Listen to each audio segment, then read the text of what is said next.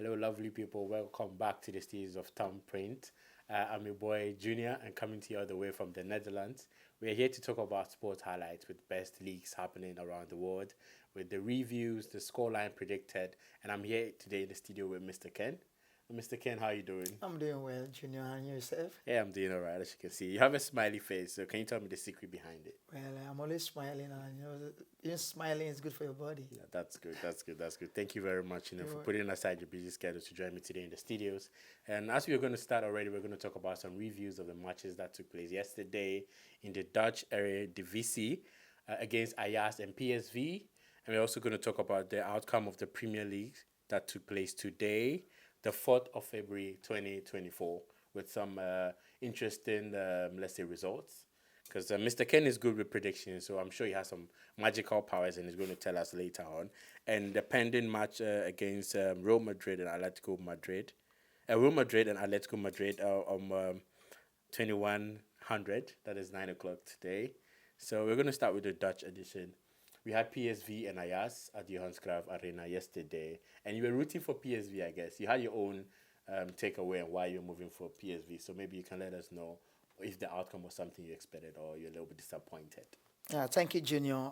Actually, I rooted for PSV to win this game Yeah. 2-0. Okay. But like I said in last episode, football Is is it? unpredictable. Yeah. Sometimes the best team might lose. Yeah, Ayas scored first. So an interesting match. Yeah. Ayas was ahead in the 19th minute, and the veteran Luke De Jong for PSV scored in the 34th minute to equalize, and that what ended the game 1-1. I was a little bit disappointed because I had predicted PSV to win. Yeah. Because why I did that? Because PSV have never lost a game This season. in this season Yeah. in the Eredivisie. Yeah. So that is why I said they're going to come out victorious in that game. They've played 20. Yesterday game was the 20th game they've played in the Eredivisie, and they never lost a game. So PSV, that's why I said PSV is going to win the match. But unfortunately, Ajax came strong in that game. Yeah. But just so we know that the list didn't change, just still on top, right? PSV is still on top. PSV is still on top, Okay. of course. Then I think you're happy with that. So we keep that in mind that they're still on top even though they had a draw. So we're gonna move into yesterday's Afcon result from the quarterfinals. It was a very interesting one. We had which countries did we have playing? SA and Cape Verde, and Mali and And Ivory Coast. Ivory Coast. And it turned out to be that the host nation had been wonders after the group stage. Because right in the tournament when they lost, they, evicted their coach, got a new one, they moved into the round of 16, wonders, now quarterfinals, wonders, and then they're the semifinals. Do you think they stand a chance of winning the AFCON? Yeah, Junior, from the look of things, football is something like a friend of mine would say, football bounces to wherever it wishes to bounce. To go, yeah. In other words, when you say this game is going to go this way, but it might come out the other way. Like you said, Cote d'Ivoire, they've been Rough start. very, Yeah. I would say lucky in this tournament. Their coach was sacked during the tournament, and they had an interim coach with the name Emas Faye. He was an international player for Cote d'Ivoire also. Yeah. He was actually born in France, but he also played in France before, and he had about more than a decade cap for Cote d'Ivoire. So he's in charge now, and the game yesterday was, I don't think I've seen such a game in football, or maybe it has happened, but maybe I didn't remember. But in the official time, Mali was leading 1-0 Yeah. at the 90th minute. Let me be precise. At the extra time of the 90th minute, they scored the equalizer. And at the official time, 120 minutes plus 3, they scored the winning goal. The winning goal. So it's something that I've not seen for a long time. And that match was really intense, which recorded 3 red cards, 2 from the Cote d'Ivoire side and 1 for the Malian side. So it was really an epic encounter yesterday, Junior. And you really enjoyed watching it, I guess. Wow, it was interesting. If you could replay one of the best matches of the Afcon, I'm sure you go for This that is one. this is the match. Exactly that one. This is the match. That's fine. That's fine. So yeah, the result went in favor of Ivory Coast. So to the Cape Verde and South Africa game, it was to penalty shootout, and I know you're rooting for Cape Verde to win. Was their play performance to the level you expected? And for the penalty shootout, we're going to talk about that one, the mystery or the miraculous things that happened during that time. But I just wanted to know the whole performance of Cape Verde as you're rooting for them. Yeah, Cape Verde had the most possession of the game, and Cape Verde also played tactically more than the South African team. But like I said, football, it's what it is, and when it comes to penalty, like I said in last episode, it's anybody's game.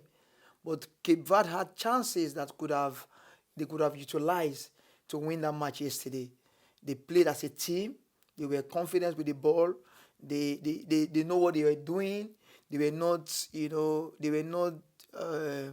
vulnerable, with the ball, and for the South Africa side, they were really strong in terms of physical, because many encounters, the defenders were really, kicking the ball and heading the balls out of their 18 because the pressure was too much. But the South Africa could curtail the attack of the Cape Verde attackers. But like I said, football, you can't predict it. I really wanted Cape Verde to win, and tactically, they deserve to win. But yeah, Jose Mourinho said, it's better I play bad and win than play better and lose. So let me use the word of the special one himself. So I think if it was full 90 minutes that Cape Verde were able to put in a score, I think they could have qualified to the semis. To the semi-final. Yeah, but the penalties didn't go well as planned. You already saw what happened. I think it was a record the SA goalkeeper set. Wow. 4 out of 5 penalties in a row. We are definitely going to talk about, and you're going to watch a snippet of what happened. It wasn't that the players played the ball over the bar or maybe somewhere else, right into the pole, and the guy caught 4 balls. Have you ever seen that in football? Okay, let's say let's put it in the Afcon way first. Like in the Afcon so far. In my generation, I'm not seeing it in the Afcon. Maybe in the previous. Because catching 4 balls straight. I'm still, We had Bebe in it. The start he had a free kick goal that they scored some time ago, and the penalties. He was like, what happened? Let's talk about the keeper first. Yeah. The keeper Ronwen Williams. Yeah. He has been outstanding this Afcon. And for the penalty shootout, there's what they call precision in football. Yeah. He was very precise on where he wants to dive to. And he was very calculative.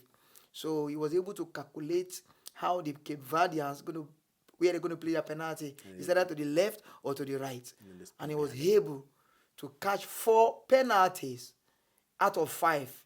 Not that the Cape Verde players played the penalty over the bar or he hit the bar. It was really catching those penalties from the left and the right side. That was amazing. It's amazing. I give credit. Yeah. To the. I felt like the time he was even catching the ball, he wasn't even celebrating. It was out of the blue. If you could remember, DR Congo had a penalty shootout with what team? Egypt, right? Yeah. And at the finals, the keeper of DR Congo was going to play the final penalty. He was just smiling. It just gives me that memory of some keepers are really into their game. They want to be there for the team. And I think he was there yesterday. Yeah, because he was there. He was there for the country. Yeah, for the country, not only exactly. The team. So the country itself. Yeah, it was a good match. Yeah. So for the fixtures, we're going to talk about it. But let's move to the Premier League. You had some predictions for Arsenal and Liverpool, Man United and West Ham, and Chelsea and Wolves. So we can talk about the Man U and West Ham match. It ended, what was the scoreline? 3-0 against West Ham. And I'm seeing you smiling a lot. Even though you're not a Man U fan, you're rooting for Man United. What was your take on the game? How did you see it? The game was an interesting game, Yeah. and I expected Man U to win the game like I predicted. Yeah. The scoreline also. Man U have been, have not been consistent this season. Like I said in the last episode, they have a challenge from the top, the boardroom, But yeah, the players is not the problem. The coaches also, but they are just trying to do what they could do because they are professionals. So they have to do what they need to do as players and as coaches. So that's what they've been doing. But the match was an easy match for Man U because they were playing at home, and West Ham they came with a game plan that didn't work. We all know Mohamed Kudus, the Ghanaian international. He just left Afcon and flew back to West Ham to get ready for their games, and also this game in particularly. And it was played out of his wing, in my opinion, because Kudus, could play better when he plays when it comes from the right side and in the middle. Even when he was in Ajax, Yeah. but he was played out of position in my opinion, and you couldn't see the effectiveness of Kudus. But that being said, Man U were really good. They deserve to win, and their wonder boy Alexander Garnacho, he has been there for 3 seasons now, and I think he's going to be the new Ronaldo in Man U if he continue like this. Yeah. So out of those 3 goals, he scored 2 goals today. Should have just So added one to just make it a hat trick for the night. yeah, but that's football for That's you. football, exactly. So moving on to the Arsenal and Liverpool. You also predicted an Arsenal win, and it was a home run too for them too. Yeah. How did you see the match itself? Arsenal Liverpool, like I said, Liverpool is on top, and Arsenal, one of their aim this season is to win the Premier League. They come close last season, but Man City They picked it up from running there. away with Yeah. it. And I said Arsenal is going to win because I know they have a good team than Liverpool in terms of teamwork. Liverpool have individual, great players like Mo Salah, for example, but he's injured now. So, but yeah, my prediction worked, and the Arsenal won the match 3 goals to 1. And Liverpool had a red card also, and so that's football. So Liverpool needs to go back to the dressing room and see what happened to them in this match, because it's a match they also should have got a point from it, Got a point and it's not over yet. So they really need to go back to the dressing room and see what they could do That'll be good. That'll be good. So 2 predictions were on on spot. on spot. And to the Chelsea and Wolves, was it a disappointment, or you felt like the other side was stronger than Chelsea itself, or they really? It was a were- disappointment. Like I said, also Chelsea is a new team. Is a team that also trying to get their self together Yeah. because of the transition that has happened in the team ownership and from the ownership, also the coaches, and also the players. Yeah. So Chelsea is a transition team, which, like I said, Mauricio Pochettino is a great coach that can bring players together. So he has done it in Tottenham, also in PSG. I think he will do the same in Chelsea, but he needs time. Sometimes these coaches need time, and the players also. So, but for the scoreline today, I was surprised that Wolf could come to Chelsea in Stamford Bridge to go away with the 3 points and with a scoreline of 4 goals to 2.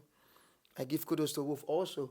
We should also give kudos to Wolf for a great performance. Good performance. That was good. So you're still pending 2 matches that's going to happen for your prediction for the Juve and Inter, and then your own Real Real Madrid Madrid, and of course. Atletico Madrid, which is going to be pending. So I think you're good with guessing score lines. I think, or you have a football spirit. Maybe something you want to share. Junior, you can say that I have a good football spirit. Yeah, that's good. That's good. It's a good one. So as Thank you already you. know, we're doing the best on the sports highlights with the reviews. Before we go, I would like you guys to check in the saves from Willem, the South African goalkeeper, against the shootout Cape Verde and South Africa. We're going to catch you guys right back. Gets the ball away. Mokwena, Mahopa, straight at the goalkeeper. Oh, lovely running by Rodriguez. 1-on-1, takes the shot, and Williams is